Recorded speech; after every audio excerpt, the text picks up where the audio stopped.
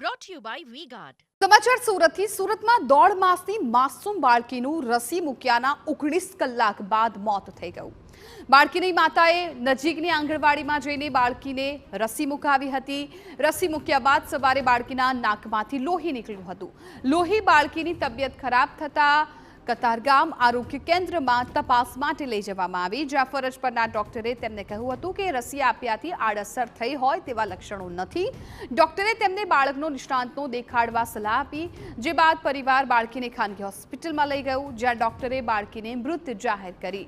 આમ નાની બાળકીનું શંકાસ્પદ હાલતમાં મોત થઈ ગયું। પરિવારે પેનલ પોસ્ટમોર્ટમ કરવાની ના પાડતા મૃત્યુનું કારણ જાણી નથી શકાયું।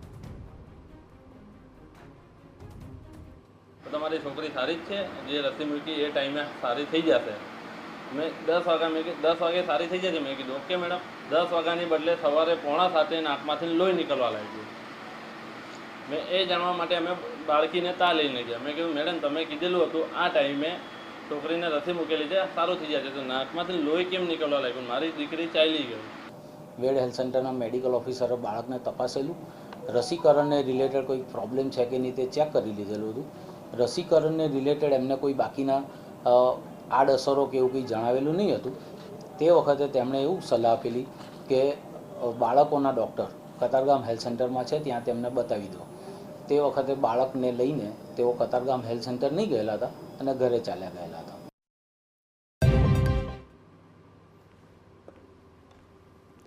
તો 1.5 માસની બાળકીનું મોત થઈ ગયું છે। બાળકીને રસી આપવામાં આવી અને ત્યારબાદ 19 કલાક બાદ જ બાળકીનું મોત થઈ ગયું। અત્યારે પરિવારમાં માતમ છવાઈ ગયું છે। મનપાનું આરોગ્ય વિભાગ છે હવે આ બનાવને કારણે દોડતું થઈ ગયું છે, પરંતુ તેમના પરિવારજનો કે જેમાં અત્યારે આઘાત પણ છે અને રોષ પણ છે।